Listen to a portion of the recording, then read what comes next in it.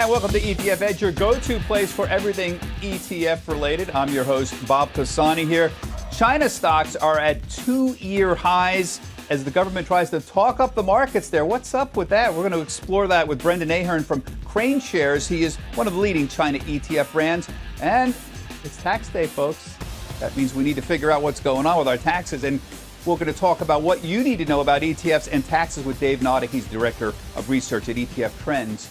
Of course, great show here today. Always the best people with us. Brendan, let me start with you. What is up with China? Look at here. We're looking at the Shanghai Stock Exchange here. This is essentially two multi-year highs here, up 15%, I think, in the last 2 weeks. Can you sort of encapsulate why the market's rocketed up in the last 2 weeks over in China? Across Asia due to the coronavirus pandemic, Bob. And that's true, especially true in China. So they've effectively contained coronavirus. They've gone back to work, without a cure, without a vaccine. And we're getting that V-shaped recovery. It's happening right now in China today. And stocks are anticipating that economic rebound. And yet, Dave, I know you like to watch this as well. It's rather remarkable that all of a sudden in the last 2 weeks, it's just shot up. And it seems to have corresponded with some attempts by Chinese authorities sort of talk up the market here. I noted a week ago the China Securities Journal, which is a government organ, came out and said it was time for a healthy bull market. And then last Friday, China Economic News came out and said, we have a crazy bull market. There seems to be constant attempts to sort of talk up the market here. People accuse government officials here of doing the same thing. I know that. But it does seem to have had an effect on the market over there. Yeah, well, no, and it's a little bit more deliberate than what we try to pull off in the United States. I mean, here you have the actual organ of the state writing front page op-eds in widely read newspapers and magazines saying the stock market is going to be great. Everybody should get in now. And if you talk to the folks who are really doing on the ground research there, while things have improved in China, I don't think it is quite the rosy picture that we're going to see when China, say, drops their next GDP number. Everybody is expecting that to suggest that year over year, China's claiming a strong GDP growth. Nobody actually believes that that's the case. None of the deeper underlying data coming out is that good. It is better. Brendan's right. It is improving. And Asia in general and China in particular is doing better at this than most Western countries and definitely better than the U.S. So there's reason for optimism. But the kind of jaw-boning and then we suspect a fairly doctored print on things like GDP to follow, they have a bit of a self-fulfilling prophecy in terms of driving up asset prices, but they won't change the long-term underlying economic reality here, which is probably less sanguine than the Chinese Communist Party is letting on. Look at a chart of copper, Dave. I mean, why is copper? I mean, I completely disagree. High-frequency data shows China's back to work, and it's going to show up in earnings, and markets are recognizing that. It's 2020. I don't need government data. We have real-time data on the ground in China. Come on, it's ridiculous, to say that the data doesn't prove that we're seeing a great rebound here. I'm not suggesting things aren't better. I'm agreeing with you. I think things are better, but nothing that would justify the sort of violent 15% recovery we've seen in the market here. We've suffered from some of this in the United States as well. Again, I'm not trying to be all sour here and suggest that everything's going awfully, right? Valuations in China are still favorable. There are lots of reasons to like the China trade, but what we've seen very recently is so clearly a direct attempt to jawbone this market up that I'm skeptical of its long-term legs. I think obviously China is in better position than many other countries. And we also saw a lot of folks leaving China, a lot of money coming out, particularly in the ETF market. A lot of money came out of China and emerging markets ETFs in the first half of this year. That money is coming back in spades. We had nearly $1 billion in inflows into China-driven EM and China-specific funds just last week. That actually moves the needle. So there are favorable things there, but I'm skeptical of the violence we've seen in this rally. Yeah. Brendan, you've often tried to distinguish between two different types of investors over in China. That is the retail investor, which is a potentially huge market, and still relatively small investments in the stock market generally, and then international investors who often come in through that Hong Kong Connect market. Do you think this recent rally, and it is notable, I mean, Dave is right, this is a pretty violent move all of a sudden in the last week and a half. Is this move related to retail interests or international interests? Where do you think this is coming from? Well, so Stock Connect, as you know, Bob, this venue for foreign investors to go in through Hong Kong to invest in mainland stocks like we hold in KBA. That actually year to date cumulative inflows is up over $25 billion. So U.S., to Dave's point, which is a great point, which is U.S.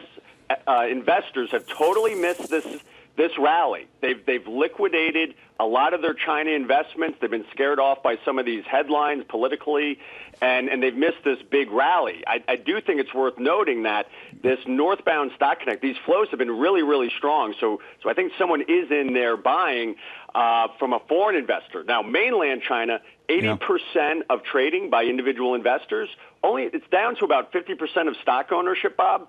Those investors see the strong economic rebound driven by a very strong quarantine, and it's made them more optimistic. They're buying stocks.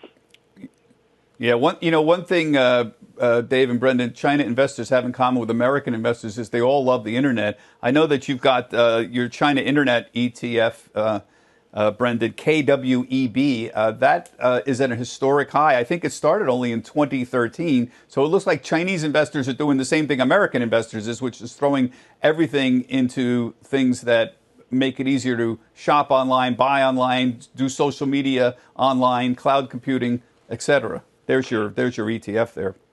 Yeah. I mean, certainly, I think, like in China, like we're doing today, we're using, the Netflix and the Amazons and the Chinese equivalents, Alibaba, Tencent, Pinduoduo, online music like Tencent Music Entertainment, Hua, a lot, China really does validate that these online companies had very strong earnings, right? They've already reported Q1, which was during their quarantine.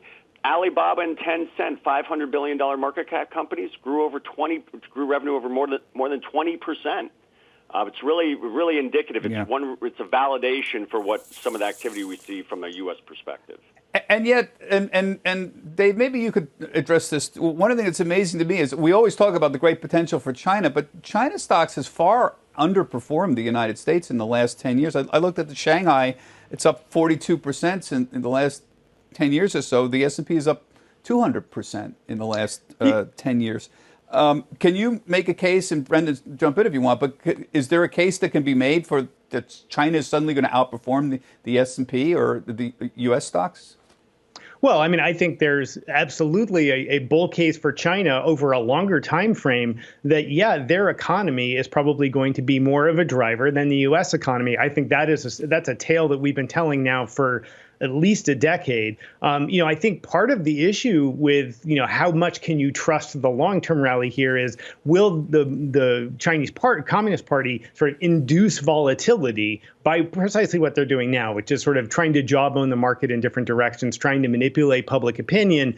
Over the long term, that tends not to actually be that useful or helpful because the economy itself is going to be the economy, right? Goods and services are going to be produced and consumed. And at the end of the day, that's all that really matters. And that is, I think, still very much a bull case for China. And funds like KWEB that have sort of been at the front end of this transition towards a more service-based economy, towards a more local-based economy as well, I think those are phenomenally great ways to make those long-term plays.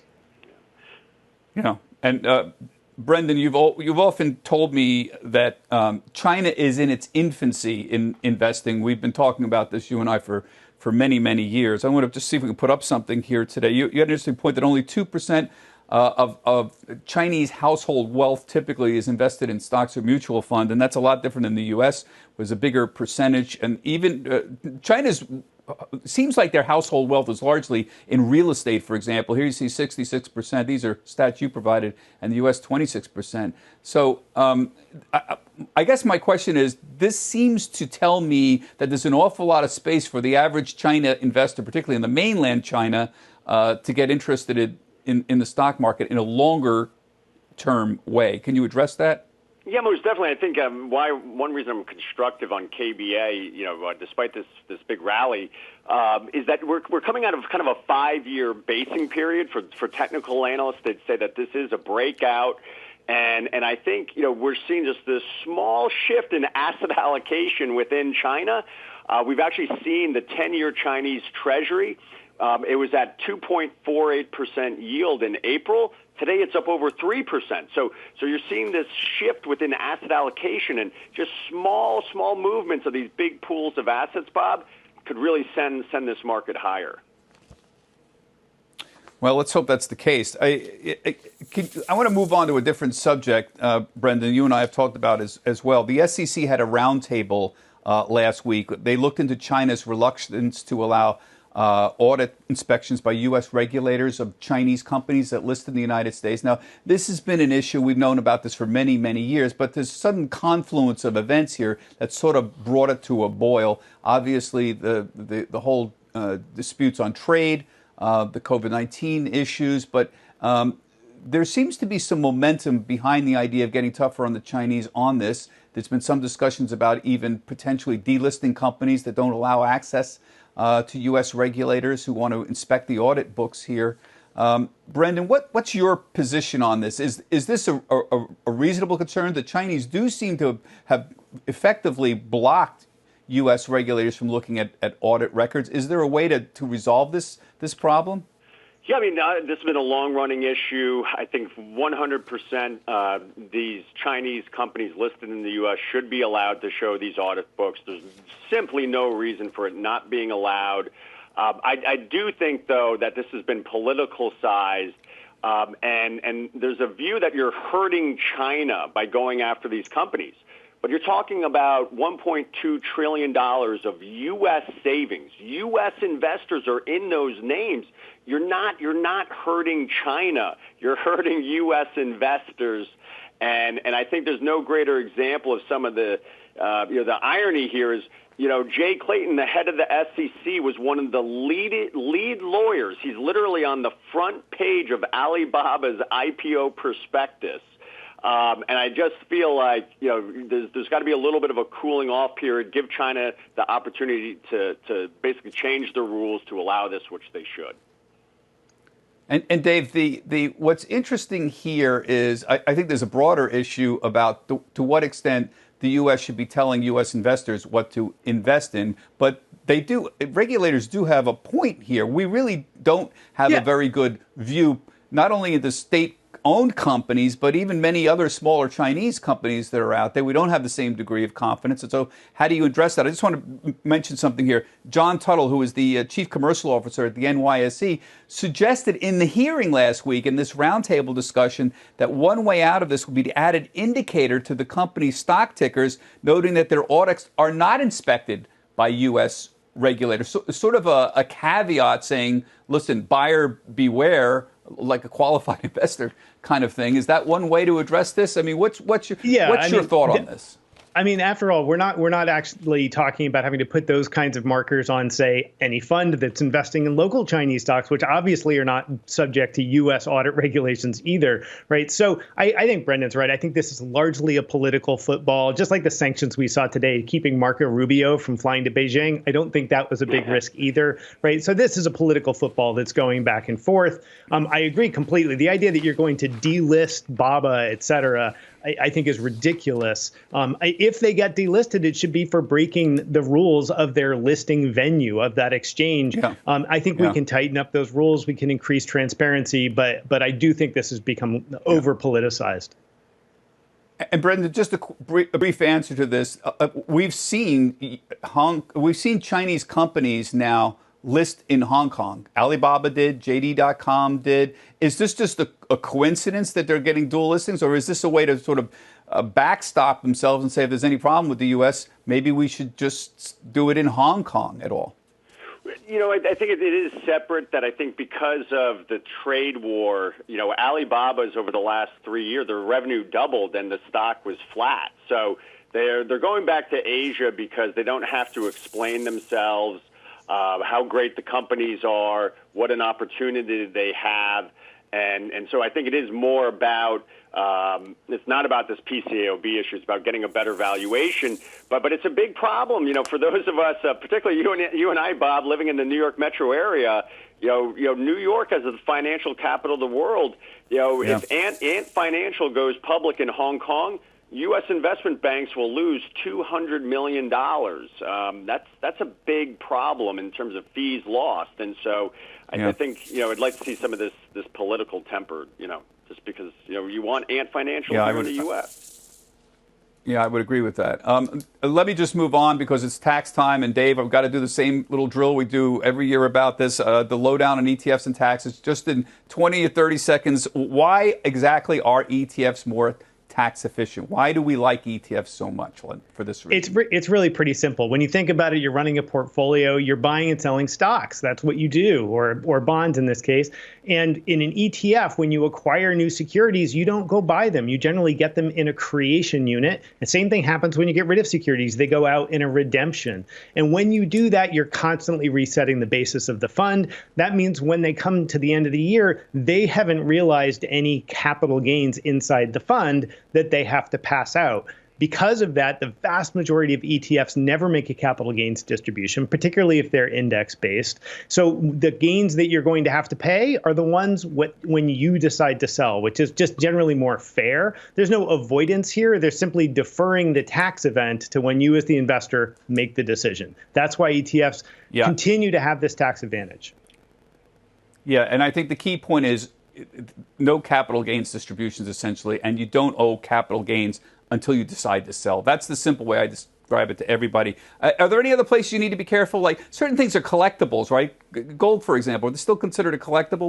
What's the tax rate on something like none of that's changed. ETF? ETFs are generally taxed by the IRS based on what they own. So if your fund just owns gold, you're going to get taxed as if you just bought bullion. And that means no matter how long you hold it, you're going to pay a 28% tax on that gain. It's not short term, it's not long term, it's just the collectibles tax. The only other real place is some of the commodities funds that just own futures. That can be a little bit trickier at the end of the year. Some of those funds put out a K1 that you'll get a partnership statement and you'll pay a blended 60-40 rate. If you're getting into those kinds of funds, you probably need to be having somebody look at your taxes anyway. Yeah, same with MLP ETFs, right? Same thing, right? Yeah, MLPs have their own special treatment where they do return of capital, which can be really great for your taxes. You don't even have to report that. It just resets your basis. But again, when you're starting to get into slightly more tax complicated vehicles like MLPs, like commodities, it's probably a good time to get some advice. I will point out, though, that the ETF structure is still the most effective way to own those kinds of investments. And what if you own your ETF in an IRA or a 401k or a SEP plan, tax-deferred accounts? Yeah, I mean, you certainly can. You lose that tax advantage because you simply don't care. So what I tend to tell people is if you're going to do some sort of trading activity where you're going to generate gains on your own, or if you're going to own something like, say, an actively managed mutual fund that trades all the time that's going to throw off capital gains, do that in your 401k, do that in your IRA rollover. For your money that you're keeping in a taxable account, keep that in ETFs. Okay. We're going to have to leave it there, guys. Fascinating discussion. I really appreciate it. I always learn something, and I've been doing this a long time. We get the best people here, folks. That's it for ETF Edge for this week. I'm your host, Bob Pisani. My thanks to Dave and Brendan for joining us. And thank you. And remember, you can get all of our videos, etfedge.cnbc.com. We'll see you next week, same time, same place. Get the ABCs of ETFs with the ETF Edge newsletter, your weekly update on the hottest trends in the nearly $4 trillion market of exchange-traded funds, expert analysis, actionable ideas, and exclusive insight from host Bob Pisani. Sign up now at cnbc.com/ETF Edge newsletter.